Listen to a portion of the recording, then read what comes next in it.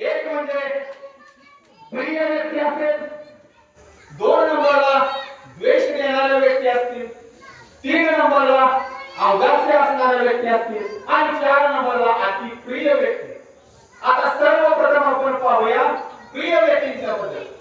तर आपल्या ह्या जीवनामध्ये जे लोक आपल्याला सुख देतात ती लोक आपल्याला काय असतात? प्रिय असतात.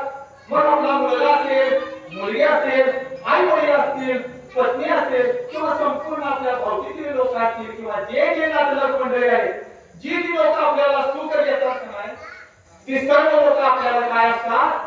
प्रिय असतात. आता 2 नंबरची लोक म्हणजे द्वेष देणारे व्यक्ती. आता जी लोक आपल्या संसारामध्ये दुःख देतात ती लोक आपल्याला काय असतात? तर द्वेष करतात आणि त्या लोकांचा आपण काय करत असतो? द्वेष करत असतो. आता मुळातच आपला हा जो संसार जो आहे तो कसा आहे? तर दुःखमय असा संसार आहे. त्यामुळे ह्या संसाराच्या जीवनामध्ये सर्व दुःख आहे.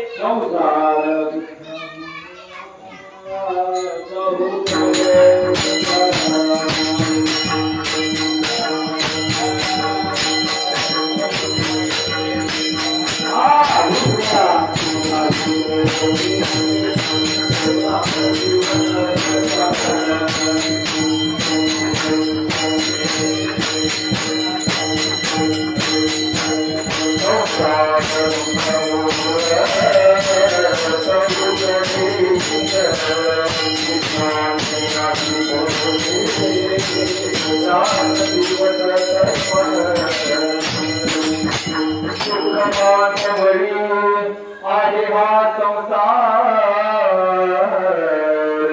सुखाचा विचार नाही कुठे. तर हा संसार कसा आहे? तर दुःखमय असा संसार आहे. तरी सुद्धा मनुष्य माया हा संसार सोडायला काय तयार नाही.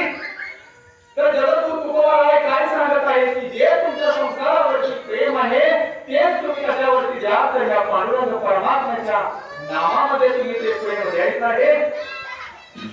तुकोबारायांनी काही संसार सोडायला सांगितले नाही, परंतु जे संसारावरचं जे प्रेम आहे तेच प्रेम तुम्ही या भगवंताच्या नामस्मरण चिंतनामध्ये तुम्ही घालवायचं आहे. तर पहा आपला विषय चाललेला आहे द्वेष देणाऱ्या व्यक्ती. आता या जगामध्ये कशा प्रकारची लोक आहेत पहा.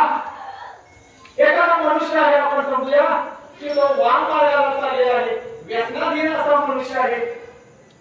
तर या जगामध्ये लोक काय म्हणतात की अरे काय तू नाना व्यसनाच्या नादाला लागलेला आहे, कुठेतरी मंदिरामध्ये जावं, भगवंताचं चिंतन करावं, एखाद्या कीर्तनामध्ये जाऊन नामस्मरण घ्यावं, असलं काय झालं तू काय ह्या वाम मार्गाला लागलाय असे म्हणारे लोक आहेत.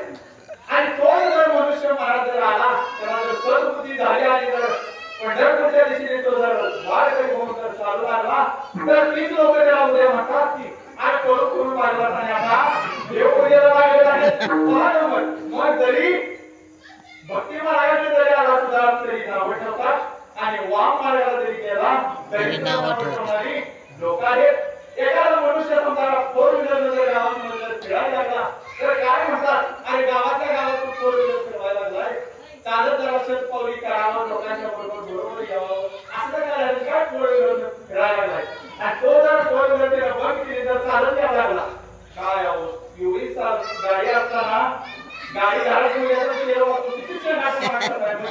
वागायचं नेमकं माणसानं कसं. म्हणून महाराज द्वेष देणारी सुद्धा लोक आहेत आणि सुख देणारी सुद्धा लोक आहेत. आता पहा आपण रस्त्याने चाललेलो आहे आणि जर अचानक जर आपल्या समोर जर साप जर आडवा जर आला तर साप आडवाल्यानंतर काय आनंद होतो का? नाही. सापाला हाड लागल्या, सापाला हाड लागला आपण पिशवीत घालून घरामध्ये नेऊन ती देवपूजा करूया असं कोण म्हणतोय का? नाही म्हणत. काय नाही, साप म्हणतोय भला मोठा साप आहे, चला सापाचं स्वागत करूया, काय ढोल ताशा लावूया, असं कोण म्हणतोय का? नाही म्हणत. साप बघितल्यानंतर मनुष्य हा काय आहे तर भीत असतो. साप काढल्याबरोबर असा कुठल्या माणसाला आनंद होत नाही. घरामध्ये जाऊन लांब भली मोठी काठी आणून त्याला मारण्याचा तरी प्रयत्न करणार आणि जास्त जर मोठं जर आजार जर असलं तर त्याच्या नादाला सुद्धा लागणार नाही, दुसऱ्या रस्त्याला तो निघून जाईल.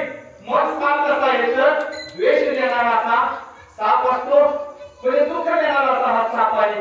तर पहा आता हे पावसाळ्याचे दिवस आहेत, उन्हाळा संपून गेला आणि उन्हाळा संपत आल्यानंतर ज्यावेळी मृग नक्षत्राची चाहूल लागते आणि त्या दरम्यान आपल्या घरामध्ये एखाद्या कोपऱ्यातून महाराज काय होतो ते एक किडा बाहेर येतो आणि तो किडा पाहिल्यानंतर घरातील असणाऱ्या वयोवृद्ध ज्या महिला असतात त्या महिला काय म्हणतात, सासूबाई अगं सुनबाई काय करा, कुंकवाचा करंट आणा. आणि तो कुंकवाचा करंट आणून काय करतात, त्या मृग किड्याचे स्वागत करतात.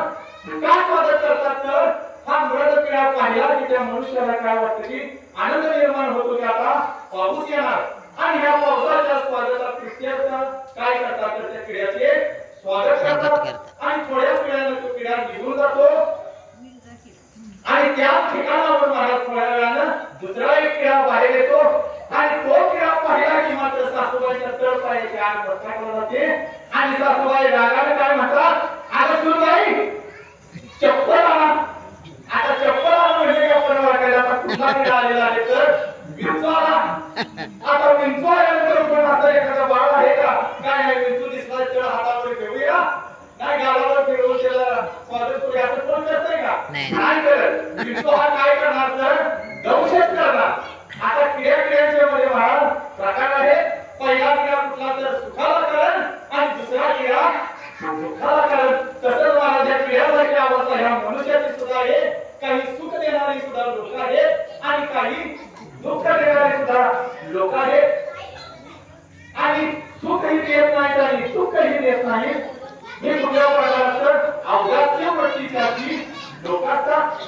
पहा आपण रस्त्याने निघालेलो आहे आणि रस्त्याकडेला बरा मोठा असा दगड आहे तो गेला आणि त्या दगडाला कुठलाच आकार नाही, आकार नाही, उकार नाही, काय नाही, नुसता दगड म्हणजे दगड. आणि त्या दगडाकडे बघितलं आपल्याला आनंदही वाटत नाही आणि दुःखही वाटत नाही, निघून आपण त्या ठिकाणाहून निघून जातो. आणि जर त्याच दगडाला जर समजा काल्याला नेला आणि जर त्या काल्याच्या ठिकाणी मूर्ती जर तयार केली तर ती जर मूर्ती जर रस्त्याकडे जर त्या दगडाच्या ठिकाणी जर उभी केल्यानंतर त्या ठिकाणी मात्र मनुष्य काय करतो तर हात जोडून नतमस्तक होतो. मग तुम्हाला काय म्हणत आहे की त्या मूर्तीच्या पाया पडण्यापेक्षा ज्याने मूर्ती घडवली त्या मूर्ती काळाच्या राहून नतमस्तक व्हा. मग पहा आपल्या ह्या वारकरी संप्रदायामध्ये विशिष्ट प्रकारची काय झालेली आहे तर परंपरा आहे. कुठली परंपरा आहे, आदिनाथ गुरु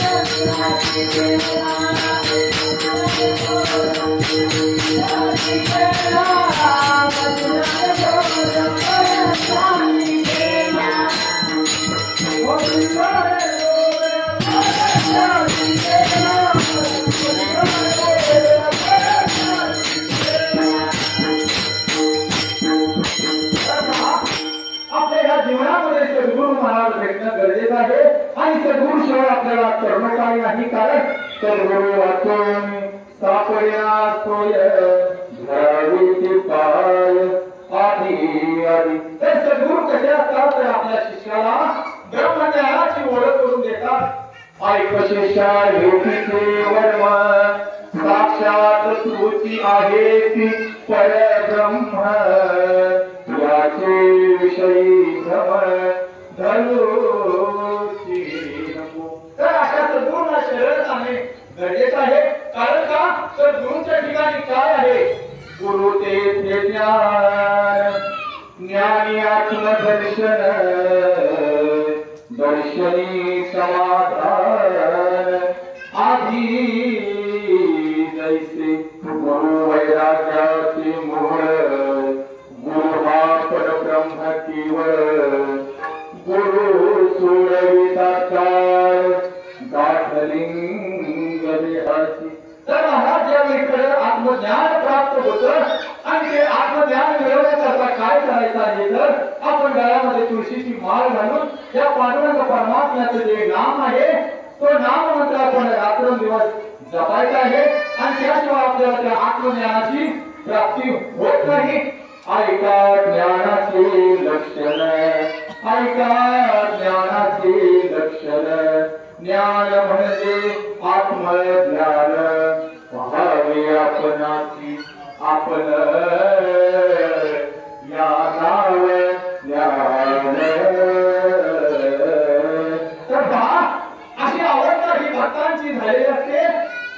ती कशा अवस्था होते तर विषय तो त्यांचा झाला नारायण नावरी जन माता पिता निर्वाणी गोविंद असे मागे पुढे काहीच साखरे पडोनी. तर पहा निर्वाणी गोविंद असे मागे पुढे बस ना.